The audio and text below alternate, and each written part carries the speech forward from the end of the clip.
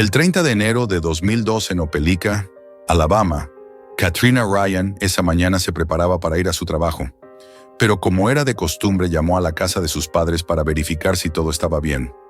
Ella solía llamar a las 8 de la mañana, pero ese día nadie contestó el teléfono. Insistió varias veces sin obtener una respuesta.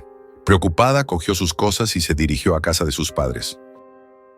Al llegar vio que la camioneta de su padre y el auto de su madre estaban estacionados en el frontis de su casa. Katrina no entendía lo que estaba pasando. Se le hizo demasiado raro que sus padres no contestaran, por lo que tuvo un mal presentimiento y entró a la casa de sus padres lo antes posible. Al llegar a la puerta trasera vio que la cerradura había sido forzada. Al parecer alguien intentó ingresar a la fuerza. El miedo la invadió y comenzó a buscar a sus padres, pero al llegar a la sala encontró tirado boca abajo en el suelo sin vida y con la camisa ensangrentada a Truman Ratliff, de 68 años, quien era su padre. Poco después encontró a su madre, Catherine Ratliff, de 62 años sin vida en el dormitorio principal. Catherine intentó llamar a la policía, pero las líneas telefónicas no servían. Se dirigió a la casa de sus vecinos por ayuda y que avisasen a la policía.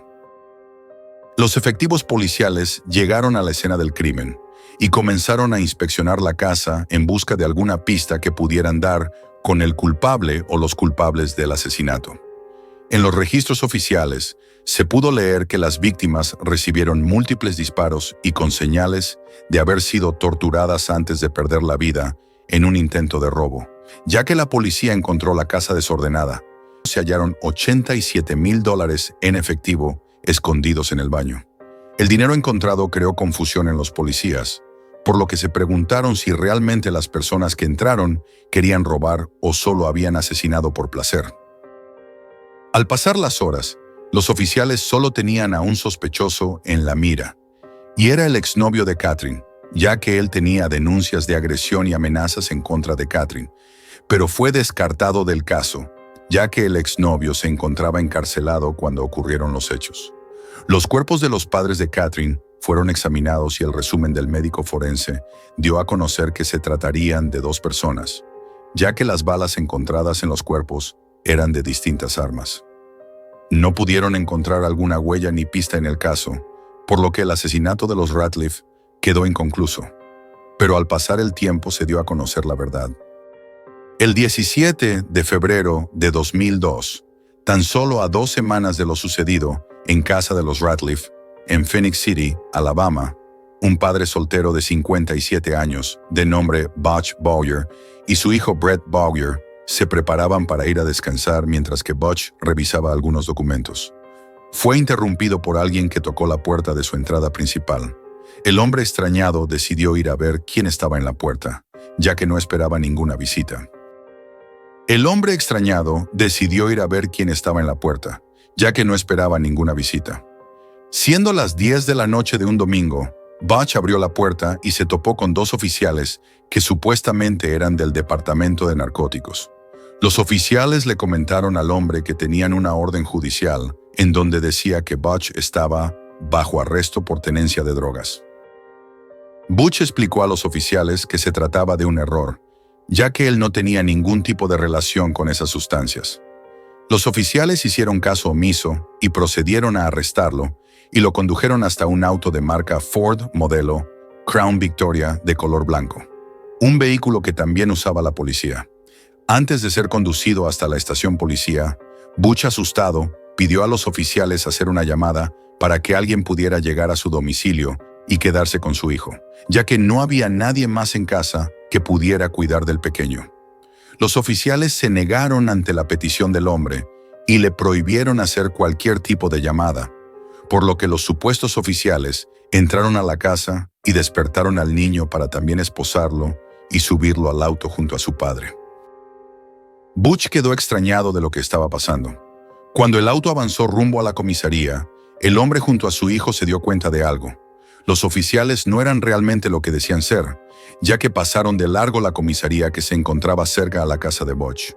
Toda la mentira montada por los 2 hombres era para secuestrar a Butch y llevarlo hasta la carretera 431, que se encontraba lejos de la ciudad en medio de la nada. Al detener el auto, los hombres descendieron con armas y apuntaron al hijo de Butch, amenazándolo con acabar con la vida de su hijo si él no les daba la ubicación de una supuesta caja fuerte que contenía $100,000. Butch no sabía de lo que estaban hablando. Él solo les dijo que tenía dinero en efectivo en su casa y que les daría todo si dejaban libre a su hijo. Los secuestradores aceptaron y lo llevaron de vuelta a su domicilio para que le pudieran entregar todo el efectivo. Al llegar, Butch les hizo entrega del dinero que asciende a más de $40,000, diciendo que era todo lo que poseía. Pero los secuestradores no le creyeron, por lo que lo amenazaron con un cuchillo, diciéndole que acabarían con la vida de su hijo si no les daba todo el dinero. Así que Butch les dio los últimos $20,000 ahorrados que tenía.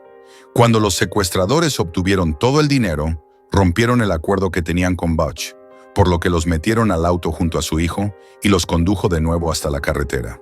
Al llegar, los secuestradores bajaron del auto al hombre y a su hijo y los hicieron caminar varios kilómetros lejos de la carretera principal. Al llegar, el padre se dio cuenta de un hoyo en medio del bosque.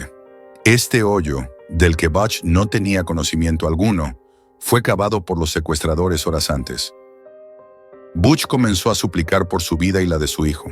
Le pidieron que los dejara libre ahora que él les dio todo el dinero, pero los secuestradores no podían hacer eso, ya que en todo momento llevaban el rostro destapado y la única manera de que no sean descubiertos es eliminando los cabos sueltos, que en este caso serían Butch y su hijo, por lo que tomaron una decisión de silenciarlos para siempre. Así uno de los secuestradores sacó un cuchillo, lo puso de rodillas y le hizo un corte de lado a la altura del cuello de Butch, mientras que su hijo presenciaba todo lo sucedido, suplicando por la vida de su padre.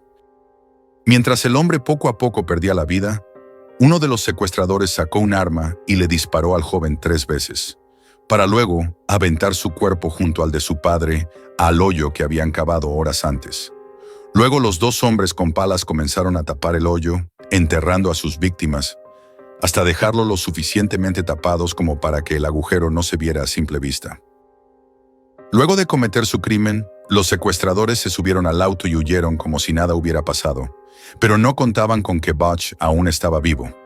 Resultó que el corte que le hicieron no fue lo suficientemente profundo como para acabar con su vida. El hombre, aún en shock luego de las heridas que le hicieron, comenzó a escarbar intentando salir del agujero. Cuando salió a la superficie, Butch sentía que las fuerzas se le acababan, pero al pensar en su hijo y en una posible esperanza de que se pudieran salvar, le dio la fuerza suficiente como para salir a la superficie y desenterrar a su hijo. Comenzó a caminar por el bosque mientras se desangraba, pero gracias a la adrenalina cruzó el bosque a gran velocidad. Al caminar por casi medio kilómetro llegó a una carretera y un auto que pasaba por el lugar lo vio y se percató que el hombre estaba mal herido, por lo que se detuvo y le brindó su ayuda. Butch le pidió al conductor que se comunicara con la policía y le informara el hecho rápidamente, ya que su hijo se encontraba mal herido. El conductor rápidamente contactó con el 911 y luego de unos momentos un oficial del condado, Russell Powell, llegó hasta el lugar de los hechos. Butch, malherido, intentó hablar con el oficial de lo sucedido, ensangrentado y lleno de tierra. Butch comenzó a dar información, describió el auto donde fueron trasladados hasta el lugar, describió detalladamente a los secuestradores. También dijo que conocía a uno de ellos, quien era Jimmy Lee Brooks, un joven de 22 años, quien era hijo de uno de los empleados de una empresa de embargo que operaba en el mismo lugar en donde él vendía autos usados, y también dijo que ellos tenían la llave de su domicilio. El oficial, mediante su radio patrulla, solicitó la llegada de una ambulancia para que Butch fuera llevado a un hospital, pero el hombre se negó en todo momento a abandonar a su hijo, que se encontraba malherido. Todo esto fue registrado gracias a la dashcam que estaba en el tablero de la patrulla del oficial. El oficial, junto con el fiscal del distrito, se dirigieron hasta el domicilio de Butch para hacer guardia en caso que los secuestradores llegaran, mientras que otras patrullas buscaban el auto que Butch había descrito momentos antes. Butch junto a los paramédicos fueron hasta donde se encontraba el cuerpo de su menor hijo. Al encontrarlo, ambos se dirigieron hasta el hospital más cercano de la zona. Tras la búsqueda del auto, horas después dieron con uno que asimilaba la descripción que había dado Butch. el auto conducido por un hombre llamado Michael Carruth, de 43 años. El auto fue detenido por una patrulla para inspeccionar el vehículo, en el cual se encontraron unas esposas y uniformes de policía, además de una suma de dinero que coincidía con la cantidad que le habían robado a Butch.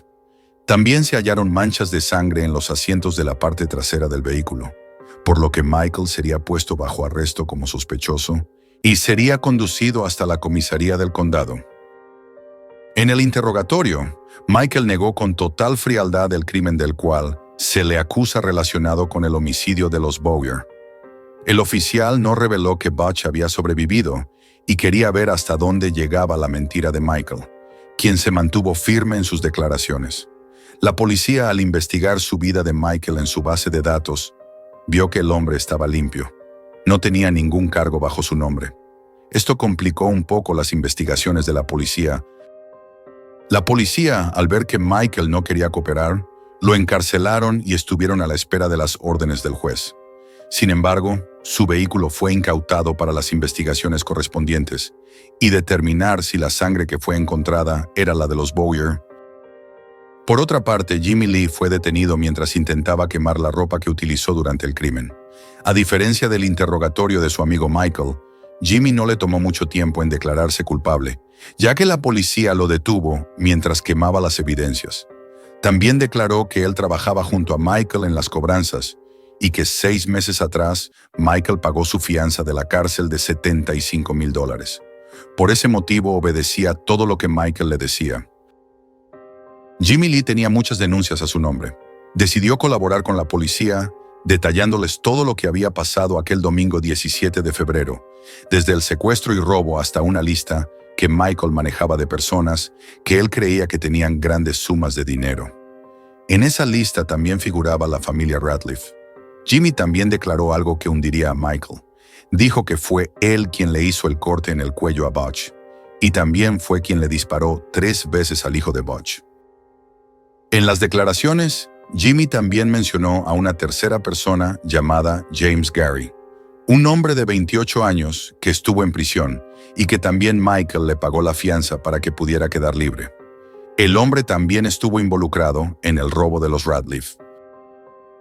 Luego de comprobar que la sangre en el auto era de Butch y su hijo, además de las declaraciones de Jimmy Lee, quedó más que comprobado que ellos dos eran los responsables del asesinato de Butch, quien de milagro pudo sobrevivir, ya que la herida en su garganta no comprometió ninguna arteria importante, y gracias a las cirugías que se le realizaron, pudo salvarse.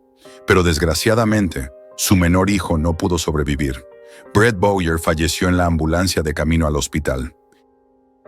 Según sus declaraciones, Butch no supo qué le habían hecho a su hijo hasta después de la noticia, ya que él nunca escuchó los disparos, ya que estos tuvieron lugar mientras él seguía en shock. A Michael, luego de la interrogación, se le reveló que el testigo clave fue Butch. Le dijeron que él había sobrevivido y ayudó en su captura. La noticia le cambió el rostro por completo, pero aún así el hombre no se declaró culpable y jamás declaró alguno de sus crímenes. El juez, al ver las pruebas, los declaró culpables de secuestro, asesinato, robo y allanamiento de morada. En el 2003, un juez sentenció de pena de muerte a Michael Carruth. Luego de 4 meses después, a Jimmy Lee se le puso la misma condena. A James Gary se le dio sentencia en el año 2005 y fue condenado a cadena perpetua. Butch Bowyer se sometió a más cirugías para tratar su herida en el cuello. Según una información filtrada, Butch seguía dando donaciones a la escuela donde asistía su hijo, esto como un símbolo conmemorativo. Se sabe que hasta el día de hoy, Jimmy Lee aún sigue en el corredor de la muerte, esperando la llegada de su sentencia.